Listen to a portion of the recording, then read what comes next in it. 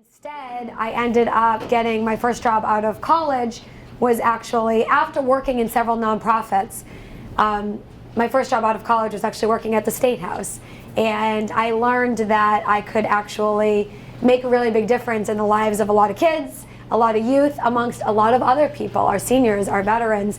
We could work on healthcare issues, we could work on a host of different issues through government and through work at the State House. So I ended up going into this field, but if I wasn't doing this, I would probably want to come back and work with youth in the community.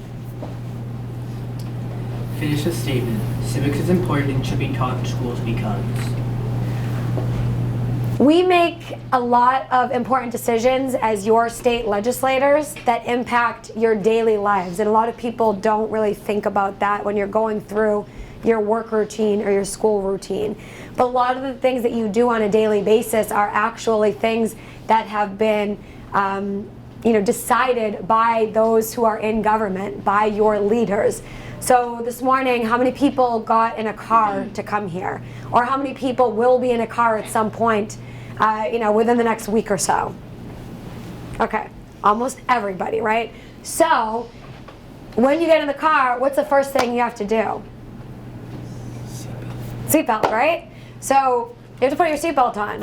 Who decides whether or not you have to put on your seatbelt? Your state lawmakers do. So your state Senate, your state House of Representatives, and the governor vote on these state laws. So when you get in the car every day and you put on your seatbelt, that's something that's a state law. That impacts you. State funding for different initiatives. How many of you come to school every day, except for weekends, obviously, okay? Everybody. So this school building and the school resources that you have and teachers, books, the programs that you guys have, the desks that are in here, a lot of these things are actually funded through your local government here in town, your Board of Selectmen, your school committee members, and the town manager. But then a lot of that comes through the state as well. It's all your tax dollars and your family's tax dollars, but the decision on how to spend that money that's coming from all of us is made by the people that you elect into public office. So it's really, really important, since all of you and your families are paying taxes through your work and other things, that you know what's going on with the money that you're paying, and that you can hold your local leaders accountable for the money that you and your families are paying, and make sure that those resources are going into investments that you think should be made. We just passed the Student Opportunity Act recently in the state Senate, and that bill would actually send $1.4 billion back into Massachusetts public schools over the course of the next few years. That's a really big deal, because we haven't done that in a really long time. And we did this to show our youth and to show families in our communities that we want to make significant investments in education, and that this is a top priority to us. It's important that that was a unanimous passage, by the way. Democrats and Republicans all voted for this. It was something we all came to an agreement on, but it's important that you know about that, so that you can voice your opinion on how you feel about that, whether you agree or disagree. Because these are your family's tax dollars that are being used. So yeah. There's the answer to that question. A little bit lengthy, but I think we got to the point. That's the last one. Is that the last one? Okay, cool. So thank you so much. Great job, everybody. Nice job with the icebreaker questions. Appreciate that. So, how do I use, so I have to answer these questions here just so everybody knows what's going on. I have been given some homework. I am supposed to answer these questions to you. And I invite you at any time while I'm talking if you have a question. I like to be interactive. I'm not somebody who likes to lecture and, just kind of talk at you for an hour at a time. So I invite you while I'm answering these questions, if you have any questions, and this goes for the teachers too, by the way, feel free to chime in and break this up a bit. That if you have any questions, just feel free to pop up your hand and I'll call on you and answer whatever question it is, okay? Sound good? Okay. So how do you use civics in your life or job? So I am a state senator. Civics is used pretty much every day in both my personal life and my professional life. It is civics is our duty as citizens and our right as citizens, right?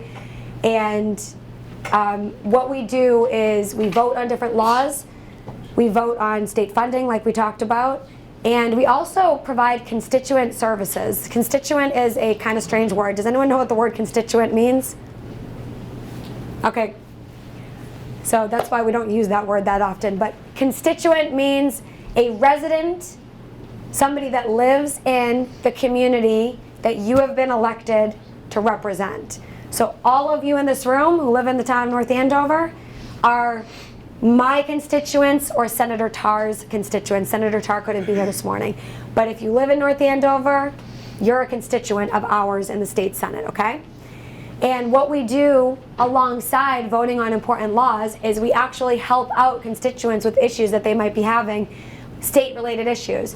So a lot of times my office will get a call about health care or something. Somebody in their family will be having a problem getting something covered with their insurance. So they'll call my office and ask for assistance with that through our staff. We'll have somebody who has just lost their job and they're having a financial struggle in their family.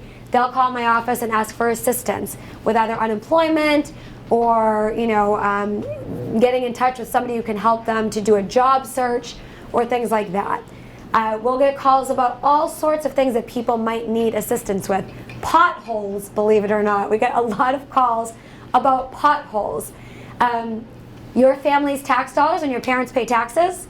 Like we said, the money comes into your local officials here in town, and then some of the money also goes to the state officials for us to decide what happens with those tax dollars. We vote to put a certain amount of funding towards transportation costs. So if you're driving over potholes, you might sit there and say, okay, I'm driving over potholes right now, I'd like to get new roads and bridges.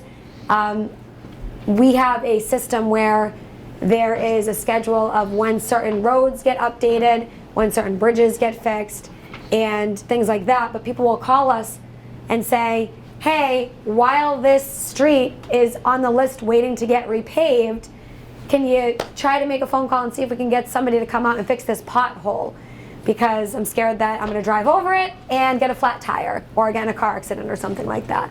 So people call and reach out to us just to help them with things, to help them to find out information about applying to school, applying to colleges, what opportunities exist for colleges and things like that, what different schools are in their communities that they should be looking at.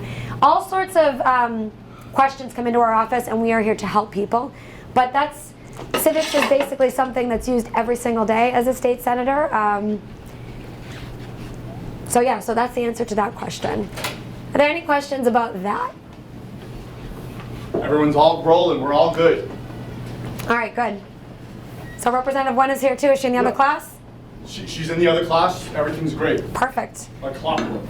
All right, we're moving right through these questions. That's great.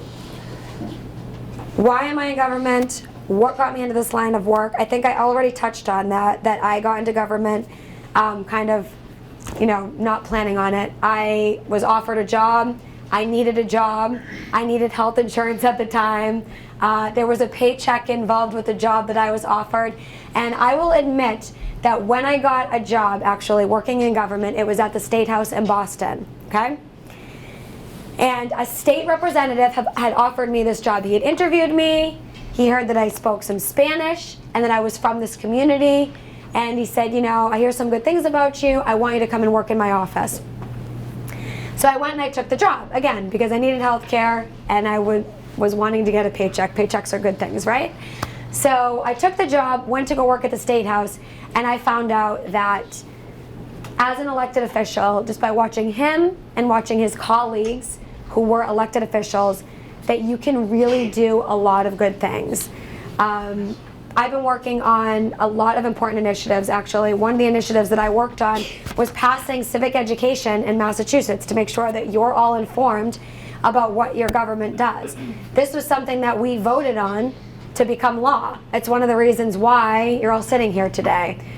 Like it or not, it is something that we all voted on. We think it's important to make sure that you have access to information and that you know what's going on. That's something that we got to do. I also am working on making sure that we get funding to come back. Like I said, I'm interested in youth initiatives.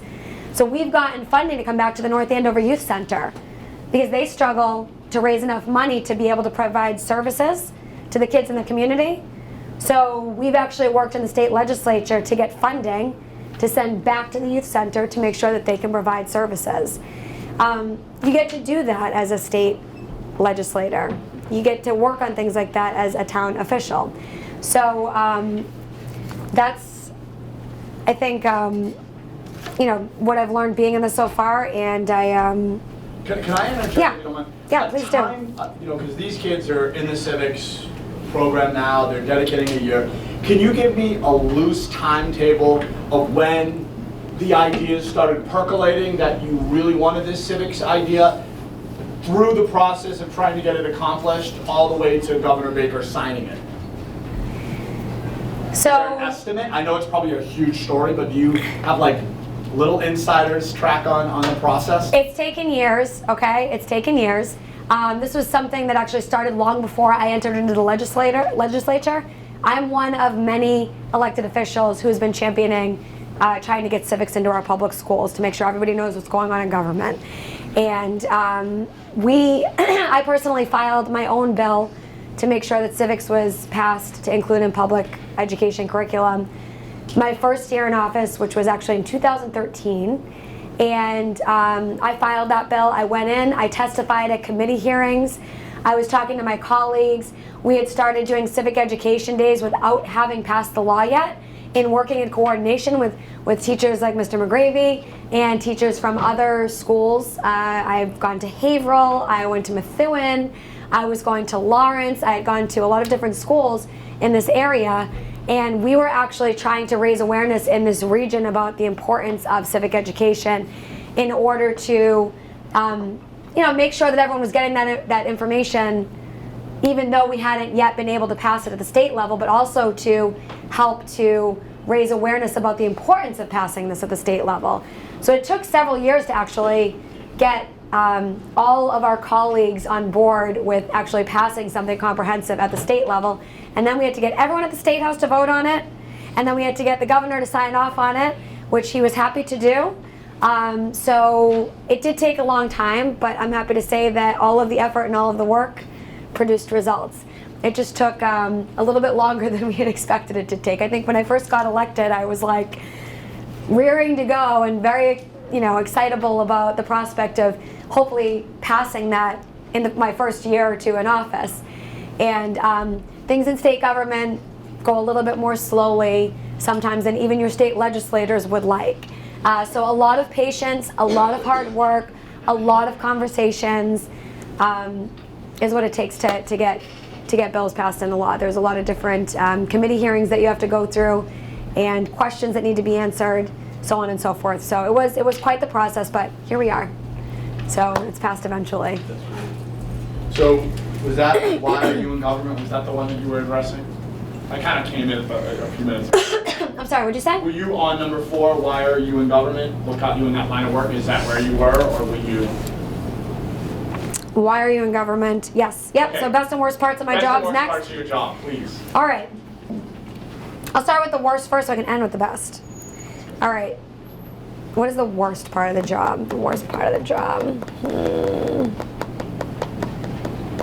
I really like what I do, so it's hard to actually think about the worst part of the job. Okay. I will say the worst part of the job is knowing that your community really, really strongly supports something, and that you really strongly support something that you believe with all of your heart should be state law in Massachusetts. And you have this thing that's really, really, really important to you. I want you guys to think about like one thing that's really, really important to you that you're like, this should happen. Think about even if it's like in school, something that should happen in school. If you like want something to change in school right now, that you're like, if this could change in school, everything would be better. If you could just like think that. And now picture yourself trying to convince all of your classmates and all of your teachers that the one thing that you're thinking of, whether it's you need longer recess time, longer lunches, Your class periods are too long or they're too short. You have to wake up too early to get here. You have to go home too late. Whatever it is that you kind of have in your head, like if this one thing was changed, you know, everything would just be better. A lot of times we as legislators, we have an idea that we think is really, really great and we think will help a lot of people. And sometimes it takes a lot longer, like we were just talking about with Mr. McGravy, to get that idea across the finish line and get it to become law. And it can be very frustrating when you feel like you have a lot of support from your community to be able to pass something into law, but you don't see it getting passed at the State House because there's not enough momentum behind your idea at the State House. For example, how many people know about, you know, or know somebody who's struggling with the disease of addiction? Does anybody know somebody who has an addiction issue? Or know about somebody who has an addiction issue? I have loved ones who are struggling with addiction right now, and it's really, really sad. And they're really struggling and having a hard time. And, you know, we've been to the hospital, and there have been overdoses, and I know this is a heavy topic for this morning, but this is a real thing that's happening in our communities. People are struggling with substance use disorder. They're abusing substances that are destroying their lives and destroying families in our communities. They are ripping families apart. And kids are dabbling into, you know, substances that they shouldn't be, thinking, well, I'm just going to experiment with this. It's not really a big deal. I'm not going to get addicted. And sometimes, not knowing that sometimes even after just one use, because of the chemical makeup in our brains, after just one use, just one time of trying something, you actually could physically start to be addicted to a substance and start to feel sick without that substance sometimes. So a lot of times we'll see kids who think that they're just dabbling or messing around getting into this and struggling with substance use disorder and going down a path of self-destruction, okay? And ending up destroying their lives, their families get hurt, and then of course we see that there are overdoses and some of these kids end up passing away. We have lost thousands and thousands across this country to substance use disorder in the last several years. And it is absolutely heartbreaking and devastating. And we have been doing locally everything we can to educate kids in the community and to educate families to help to prevent all of these tragedies from occurring. But when we go to the State House in Boston and try to lobby for funds and for public education programs, for things that are going to help students to feel empowered to make right decisions and develop coping skills that we need, healthy coping skills, so we stay away from these dangerous substances, it can be a little bit challenging to get the funding that we need because there are so many other priorities that need to be focused on as well. So for me, the issue of prevention and education regarding addiction and substance use is a huge priority. It's one of the top things that I believe that we need to be focusing on, because we're still seeing this huge, huge, huge tragic impact on our communities, on our friends and our family members. And it's something that I don't believe we've done enough on in the legislature, and that we need to continue to address and to work on. And I have to continue to fight for this every time I go up to Beacon Hill into the State House. I have to continue to say, why have we not invested more funding into our public schools? And why have we not invested more funding in the area of prevention and education into local programs as well that are going to help these kids feel empowered to succeed and not go down the wrong path? And again, I believe that we haven't done enough yet, and I fight hard for it, I work hard for it, and I try to make sure that people understand the importance of making sure that we're putting funding into these programs and that we're passing policies that help people who are struggling with this. But we haven't done enough yet, and we still continue to see the struggle. So the worst part of the job for me is knowing that we have the power to do some of these things and we have the power to change some of these things and to invest more or to change policies that are outdated or not working and that we haven't taken action that we should be taking. It can be very frustrating. But we keep working and we keep going back, and eventually we hope that if we keep beating down on that door, that eventually that door is going to open and we're going to see some of the changes that we need to see. So I do have hope, but it is challenging because it sometimes takes years, and it's still taking years. I've been working on the issue of substance use disorder, addiction issues, prevention and education for our schools, for all of you and your families for years. And I still haven't seen the results that I want to see. We've done some really good things, but I still don't believe that we've done enough. The best part of the job is when we do end up finally seeing the results of all of our hard work, and we see that all of the work that we've been doing actually produces results. So for example, I've been working a long time on trying to fight for education funding to come back to our communities, just in general, to make sure that our schools have the resources that they need so that you all can succeed. And this year, after years of previously serving on the state's education committee, we were able to pass a bill that still hasn't been passed into law. The governor does need to sign off on it, but we were able to pass a bill in the state Senate that would send a tremendous amount of new funding back to our local schools, and also did some reforms that are going to help to make the classroom experience better for all of you, to help your teachers to be able to do their jobs and to make sure that you're getting a quality education. So that's the best part of the job too, is that we do see things getting passed, and you know, you work for years and then all of a sudden one day there's an opportunity to pass it and you're like, wow, like this is, I actually am getting to make a difference in the world, and it's really good. Also, one more thing. Yeah, go. The other best part of the job is when somebody calls you and just needs help with something, and you're able to actually help them. When somebody calls about the pothole, and then they call you back the next day and they say, oh my gosh, the pothole's been fixed, thank you so much. It's really, really cool to get to help people. When you have an elderly couple, and how many of you can think of some really cute elderly people that you know that, you know, it might just be your grandparents. And you love them and you love interacting with them, and they tell you stories about, you know, back in the day, and we learn a lot from them, right?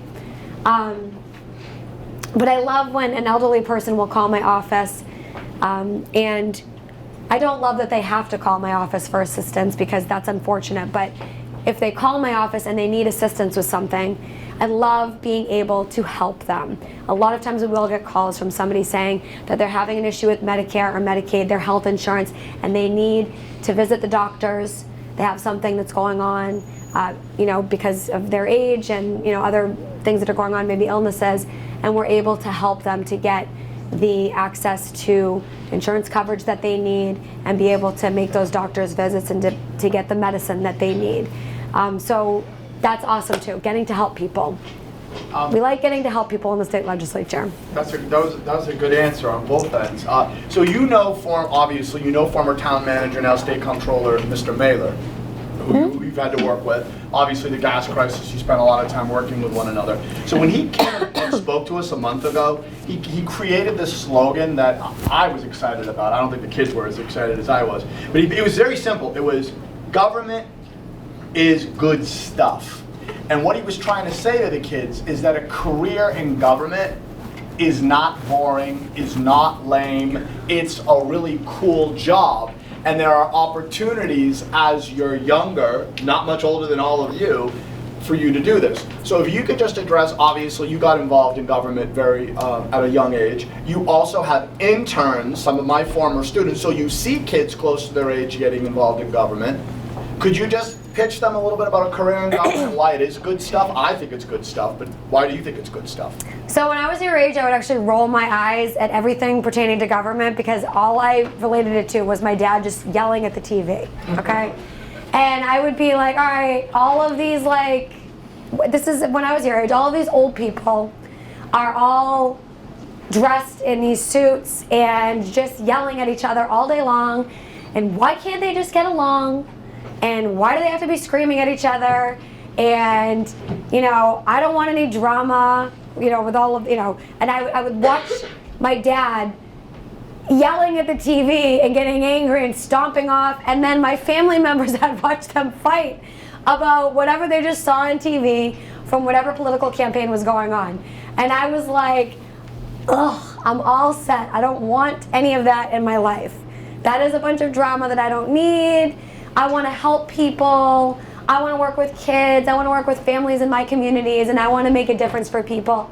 I do not want to be, yelling and screaming and fighting all the time and whatever it is that these other people are doing. And that was my understanding of government. That's what I thought government was, because that's what I saw on TV.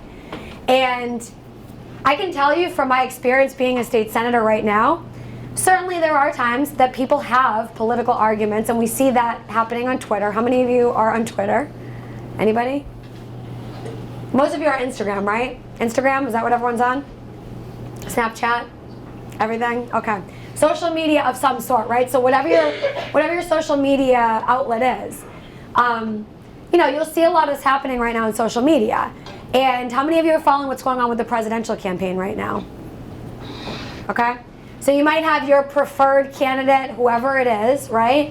And you can see that there's a lot of back and forth. There's a lot of this person did that person did this, I'm the better candidate because of whatever it is.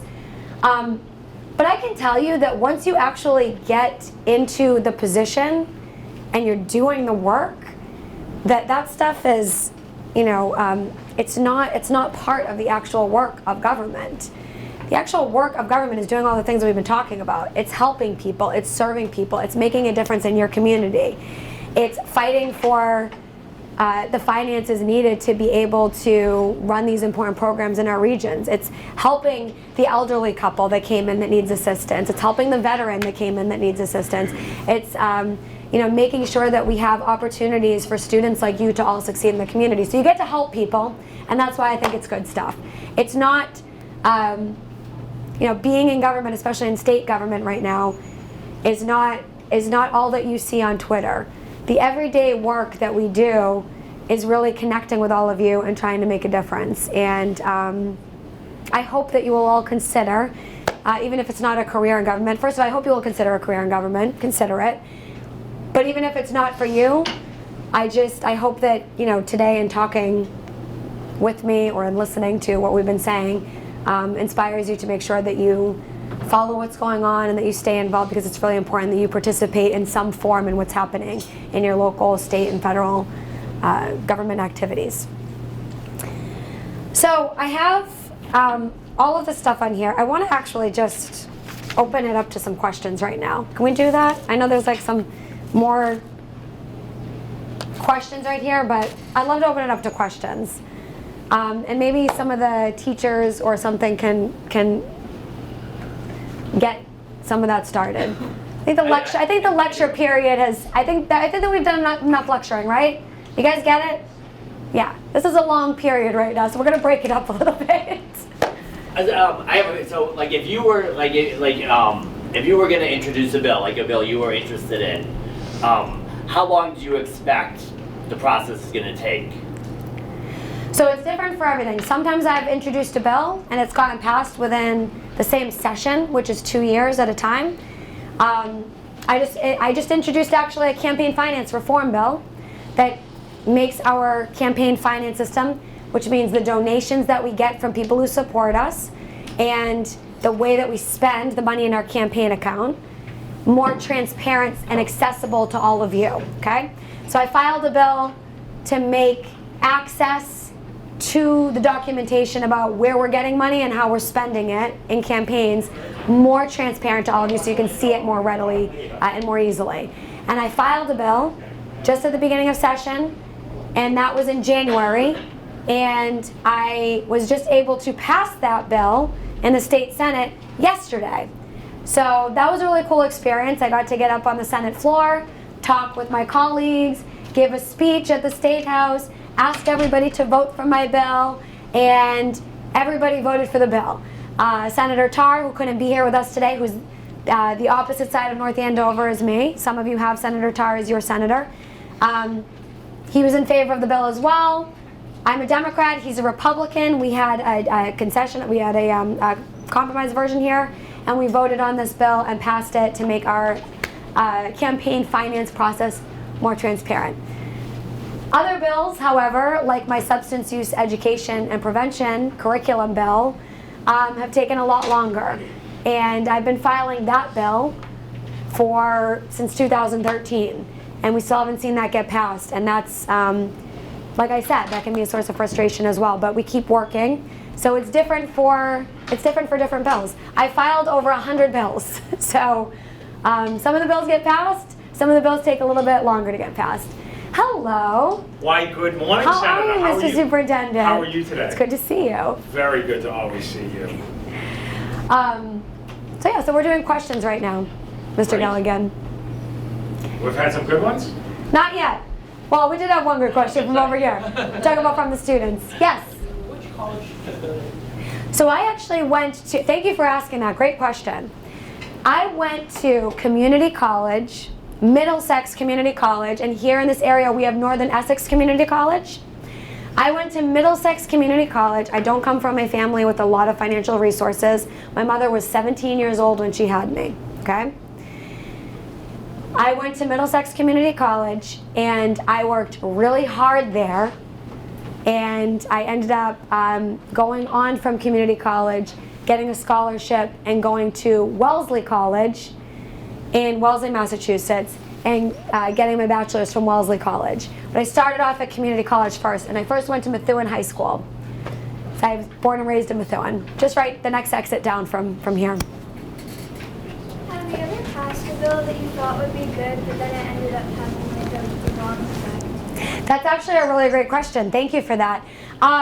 Certainly we have passed legislation where the intention of the bill was good, but then later on down the line we get calls from people who work in that field who say, listen, there are some potential negative impacts that were unintended consequences of the actions that the legislature took. And we are asking you to revisit this issue and to consider changing some of the language in the law that you passed so that this negative impact is not happening anymore. We actually did this with the Airbnb proposal. How many of you know what Airbnb is? Yeah? Okay. So if you go on family vacations or something like that, or your friends have gone, a lot of times people will stay in an Airbnb or in a hotel, right? We passed legislation in the legislature last session that would try to bring some consistency in the tax regulations between Airbnbs and hotels. But one of the unintended consequences of that legislation, which got support again from both Democrats and Republicans, and was signed off by the governor, one of the unintended consequences we're hearing from our communities is that a lot of Airbnbs that are now being treated similarly with a hotel that aren't really like a hotel. Some of them are, but some of these places are actually like places in Salisbury Beach, for example, where they don't have linens, they don't have towels or sheets or even toilet paper, they don't have maid services, they don't have any of those things, but they're being treated as though they're a hotel in Boston, and they're being taxed at the same type of rate. So we are right now in the legislature considering a bill that I filed actually to try to fix what I believe to have been an unintended consequence and try to change that so that these Airbnbs that are not hotels are treated more like what they are and less like the hotel that has a lot more fancy things going on. So that's just one example for you. But yes, it does happen. You have human beings that are elected into public office, and sometimes even though the best intentions are there and things are really well intended, once things are implemented, we need to go back and revisit. That's actually why you have elected officials in the first place, is because if things were perfect and nothing needed change and nothing needed work, then we wouldn't really need elected officials to represent us, right? We're all here to make sure that we can advocate for the issues and challenges facing our community, to make sure that we're working together to make things better. Senator, a comment and a question. Yes. I think Senator DiZoglio is a great example of where hard work can get you. She went to probably one of the top colleges in the entire world, Wellesley College, and it just goes to show you put your mind to something, you work hard, the ability to get a degree from a place like that is just absolutely amazing. It's one of the most selective colleges in the United States of America, so pretty awesome. Number one, and then number two, could you talk to these guys a little bit about? I know this might sound weird to you guys, but they're working on something called the foundation budget, at the State House, and improving funding for schools. And some of you may or may not know, that we've been looking at, how are we going to create room here at the middle school for kids? Because you guys, we're pretty packed. Yeah, Mr. Gonzalez is laughing over here. But the senators and Senator DiZoglio have been working on a bill. It's very close, I think. Is it passed? So we actually talked about it, Mr. Gilligan, and we talked about how the state Senate passed additional funding for our public schools to come back, and that we haven't done it for a really long time. So we actually, this is probably why Mr. Gilligan is so passionate about it. He knows that we haven't really revamped the state's funding formula for our public schools in over 25 years. Okay, so that's a really long time. It's a quarter of a century that we have not updated the state's funding formula for education. So it's a really big deal that we're doing it this year. You are in tremendous need here in the Merrimack Valley for funding for public education resources. So it is a big deal, and that's why the superintendent is very passionate about it. And we appreciate your support. I mean, anytime we have any questions about funding, about the Mass Building Authority, we call Senator DiZoglio, she calls us right back. And she's awesome, and she's really supportive of you guys. So thank you for being here, and I'm sorry if you already answered that question, but that's exciting to hear. No, thank you so much. All right. Thank you, Mr. Gilligan. Take care. More questions. Keep I like the shoes, by the way. Thank you. Those are great Senator shoes. DiZoglio, the kids, the last talk, there was a little too much talking and not enough Q&A. So this is all them, and I thought it was great feedback because it's really all about them, not the adults in this instance. Yeah. So I'm so happy to see all these questions. So keep them coming, everybody. Oh yeah, we stopped. I was like, you guys have had enough lecturing. Let's just, I want to engage with you. That's Yes. what we want. I know you already answered where you went to where did you go before questions. Where did I go before high school? I actually went through the Methuen public school system for the most part. I went to the Marsh Corner School before it was the Marsh Grammar School in Methuen. It's in West Methuen actually, and I live in Central East Methuen now. It's a kind of big geographic space there. But then I actually, for a couple of years, my mother moved around a little bit. She was a nurse's aide while she was actually in school at community college, and she moved around a lot during that time based on wherever her work was. And for a while, because we didn't live in Methuen for a couple of years during my youth, she ended up sending me to a couple of local private schools during middle school a little bit, and then I came back and went to Methuen High School and graduated from Methuen High School. Great question, thank you. Yes? What's the favorite thing you've ever done in your job, or like your favorite bill you've passed? What's my favorite bill that I passed? I have a lot of bills that I actually have worked on that are very, very important to me. Some of them are related to helping veterans and the disabled to be able to get access to mental health services and jobs. I think personally, I've worked on a bill that is regarding non-disclosure agreements, and non-disclosure agreements are actually, has anybody heard of Harvey Weinstein incidents here and the Me Too movement and all of that? Okay, so non-disclosure agreements are something that is signed by an individual where they waive their rights to be able to speak about some sort of potential abuse that happened to them, okay? And normally these things are given in exchange for some financial compensation. So they will be handed a certain amount of money, and be told, we'll give you this amount of money to stay quiet about whatever potential abuse you experienced. Harassment, assault, things like this, discrimination.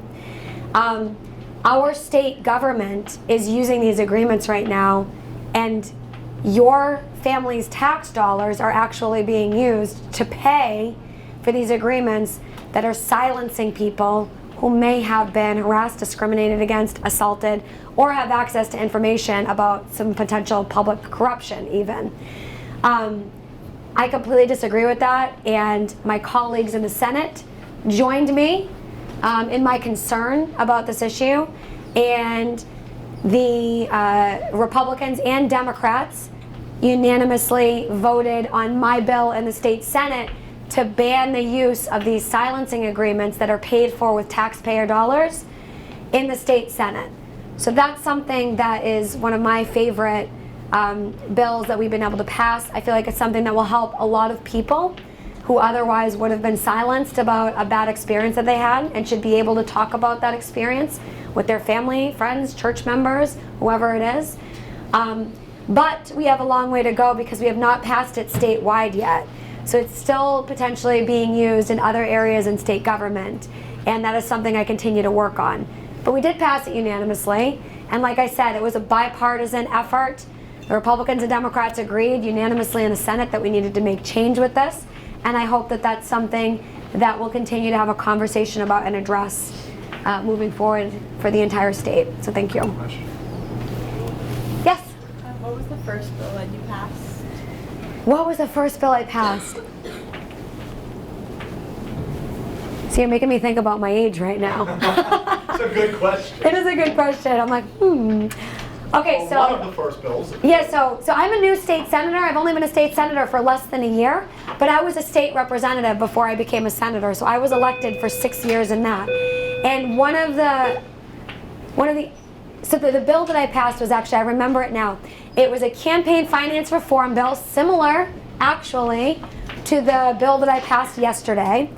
But this bill closed a loophole in the way that we report who donates to us, by requiring that our local mayors and local officials, counselors, school committee members report on the same deadline as the state legislators were required to do with the Office of Campaign and Political Finance, because some people across the state were refusing to disclose who donated to them. And in my humble opinion, if you want to run for public office and somebody's giving you money to run for public office, you should state who that person is or who that group is that's donating to you, so that people can see, you know, how you're raising this money. Because we want to make sure there's not dark money coming into politics and all of these other things. So what was happening is we had some local officials across the state that were refusing to tell people where they were getting their money to spend on their campaigns. They were outright refusing. So the law that I passed my first year in office, actually, it was my first session, was to change that to make the loopholes closed, so that our local mayors, city council candidates, and school committee members had to disclose their sources of campaign contributions, just like we do. What kind of jobs did you have before you were a representative? So I actually owned my own little cleaning business. Very little, it was just me. And I cleaned homes, I cleaned offices, you name it. And I had my very own little small business there. And that was more of a secondary job. But I worked at the Firefighters Association of Massachusetts as chief of staff to that organization. And they work with firefighters locally here in our communities.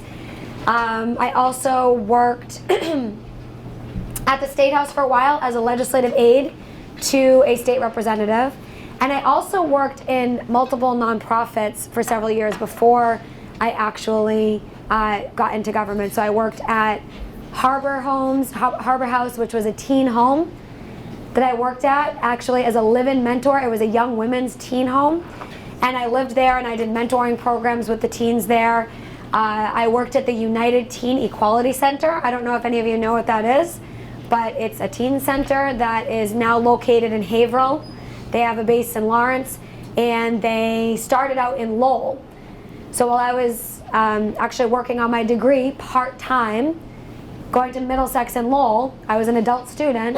I was working at the United Teen Equality Center as their cultural arts coordinator. And we would work on all sorts of things there with the kids in the community. So, How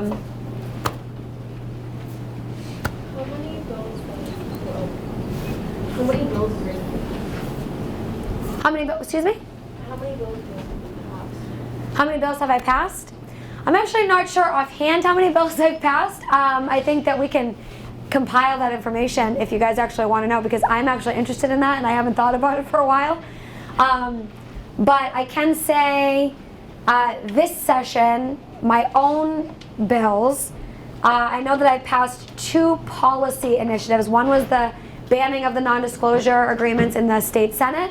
The other one was my comprehensive campaign finance reform bill that will impact all elected officials in Massachusetts.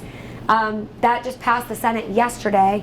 But I also passed several bills this session in the budget process. One of them would create a flagging program for the Merrimack River, digital flagging program that would send notifications to all of our phones when there is a sewage spill in the Merrimack River, and that passed unanimously in the state Senate. We're going to be seeing that pilot program in our area very soon. But as far as over the course of the last 8 years, I'm not sure about that, but we can definitely get back to you on that. Thank you. In your free time, do you try and not think about like government, or then do you just always like? I will be honest with you, I don't have that much free time these days. But they say if you love what you do, you never work a day in your life, right? So I really, really like what I do when I wake up in the morning. It makes me really happy to help people and to work on these things. But yes, I like to sing. I like to play the piano. I like to listen to music like everybody else. I have some of my favorite artists and stations that I listen to. I do like to go out to jazz clubs, and I like to hang out with my family and friends. I like to go out to eat. I really, really like to go hiking. And while, you know, you kind of do think about work during that time a little bit, you know, certainly we try to think about other things. And I read a lot. I'll read good books. Sometimes I'll go to the movies. Yes, I do have a normal life like everybody else when I am outside of work. And really like my family time and my time with my friends and having a good time like that. And that is very important for balance, to make sure that, you know, I'm able to continue to do what I need to do. We all need balance. Yes. What is your greatest accomplishment in your job, and what is like your main goal that you want to accomplish? So my main goal is to be able to help this region, all of you and your families, as much as is humanly possible during my time in the state Senate. And my biggest accomplishment has been being able to advocate for all of you. Honestly, winning the election and being able to serve in the state Senate is an incredible opportunity. It's been very humbling for me. Just so that you all know, I know I am quite a bit older than all of you, but I am the youngest woman in the state Senate right now. And there's only a handful of women in the state Senate. I just say that just to say to you that the accomplishment factor, to me, it's a humbling honor and privilege to have been elected by our community to be able to serve in this capacity as the youngest woman in the state Senate. And I am incredibly grateful and appreciative to all of the families in the region that put their faith in me to do this job, and I treat it with immense respect. And I know that my colleagues in government, no matter what side of the aisle they fall on, feel the same way about that. So that is something that I work to make sure that I continue to do every day, is to treat that position with the utmost respect, and it's a huge humbling honor. Has there any, like, in your job, has there been like a very difficult choice that you've had to make for making, choosing whether to pass a bill or not? All the time. I can say all the time. That's a great question. So, as you know, there are parties, right? There are political parties, and people have different viewpoints, right? How How many times have you heard people say, we're not going to talk about religion or politics? Have you guys heard that before?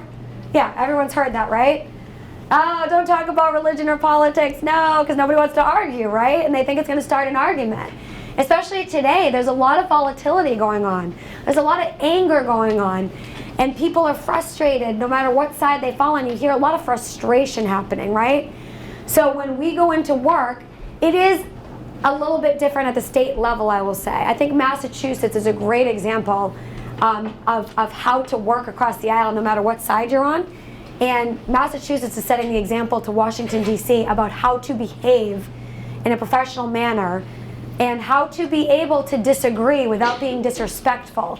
It is possible. Senator Tarr and I'm a Democrat, he's a Republican. We have a respectful dialogue when we disagree. We do not personally insult each other. We do not personally attack each other. We talk about the issue at hand. And we will have disagreements at times. But when we have those disagreements, we're able to take a vote, whatever the vote is, and move on in a respectful manner because we're doing both the best, job that we can. And we think that should be an example for others. But yes, there are tough decisions that we need to make, whether you're a Democrat or a Republican, because you can't make a decision that everybody's going to be happy with, right? There's a yes vote and there's a no vote.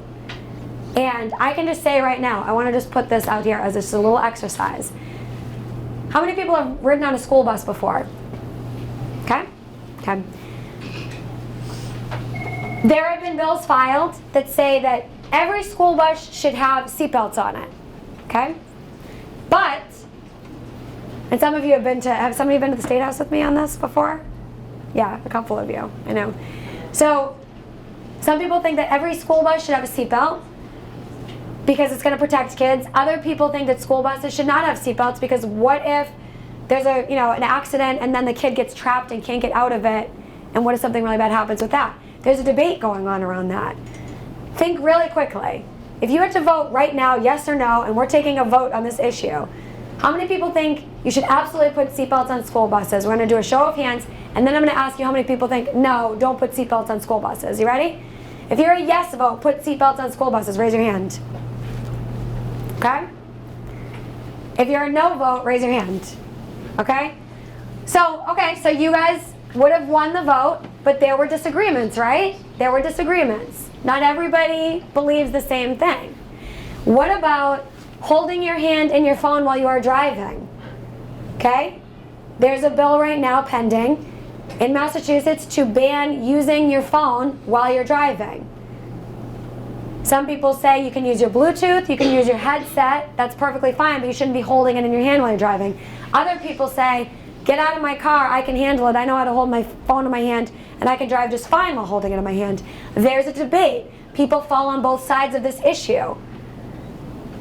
What side do you stand on? If you think you should ban using your phone in your hand while driving, then you're going to say yes. If you don't think we should ban holding your phone in your hand while driving, then you're a no. How many people are a yes? Okay, how many people are a no? Okay, yeah, there are some that are a no. And by the way, this was a lot more split when I've done this at the State House with other classes. Fireworks in Massachusetts. It's another controversial issue, especially amongst your age group. Should people be allowed to use fireworks in Massachusetts? Some people say absolutely not, it's a public safety issue. Other people say, yes, of course we can use fireworks, I can handle it, I'm going to be careful. Some people think you should be able to, some people think you shouldn't be able to. So we have to make decisions with a yes vote or a no vote. And as you can probably guess, sometimes people are going to disagree with you in your community. And that's tough. That can be tough because you want to do the best you can to represent your community to the best of your ability and to fight for the issues that are important to your community. But you can't be 100% every single time with somebody because you're not that individual and that individual isn't you. And we all have our own paths to get to the goals that we both see. We might have the same shared goal and the same place that we want to end up, but we might have different pathways to get there. We might both say public safety is important, and the safety of our kids on school buses is important. But your version of public safety on a school bus and the children's safety on the school bus might be putting on their seatbelt. Or your version of safety of that child might be don't put them in a seatbelt because they're not going to be able to escape. So you see, we might have the same goal, but we might have different paths to getting there. So it can be very challenging at times, and we have to take some tough votes on really important issues. But it's our job to answer questions and to explain to people why we voted the way that we did, and hope that we can have those conversations with our constituents. So yeah, there are yes and no votes, but I wanted to point out like maybe that there's compromises. So my question would be, what's the best compromise you made? Okay, so his question is, what's the best compromise? Okay. So I will go back to the public education bill, right? The funding bill. So the House of Representatives had a bill to fund our public schools. I'm not going to get into the details of it. There are a lot of details. But they had their version of the way we should fund public education, our school systems in Massachusetts. The Senate, where I work, had a different version of that bill. And it also sought to give a lot, make a lot of changes to the state's public education formula that would help our local public schools.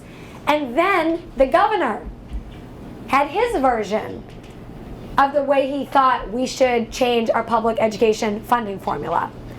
So you had these competing bills, and it was not only Democrat, Republican, but now it was the Senate, the House, and the governor's administration all having their different versions. That wasn't really even a partisan issue. It was also an issue of the different bodies and the House, the Senate, and the governor's office needing to have this conversation. So they were in disagreement. For many years, we've been in disagreement in those different bodies, in the state legislature and with the administration.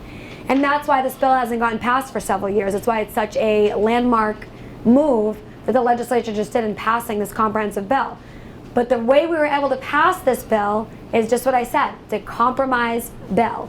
So what happened was we had the chair of the Senate Education Committee and the chair of the House Education Committee. The chair, that means they're the leader of that committee, okay?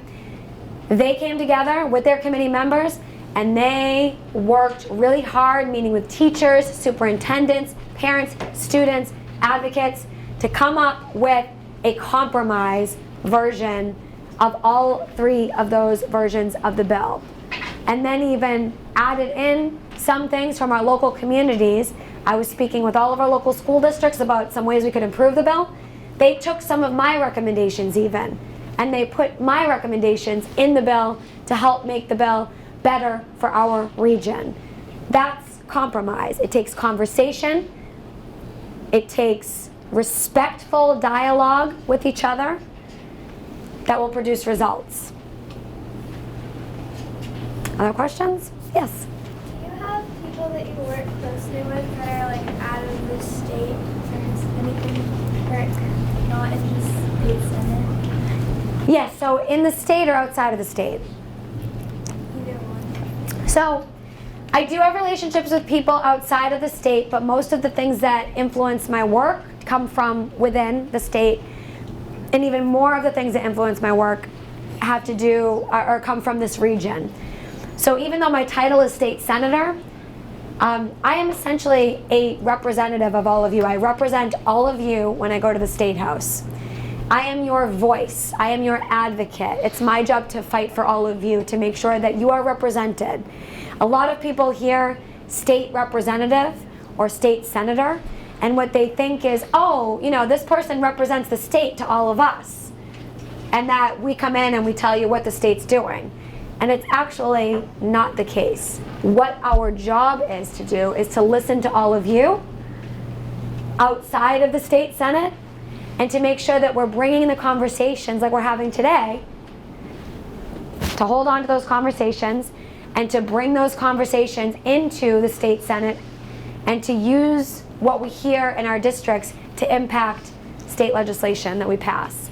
But yes, Also, I feel like you're asking kind of more of a casual question as well. Do I talk to anybody outside of the state senate? Yes. I do have some friends and family members that I do get to speak with. Some of them live out of state, some of them live in state. And again, to I think your previous question, not all of it has to do with passing legislation. Some of it does have to do with just, you know, fun and casual activities as well.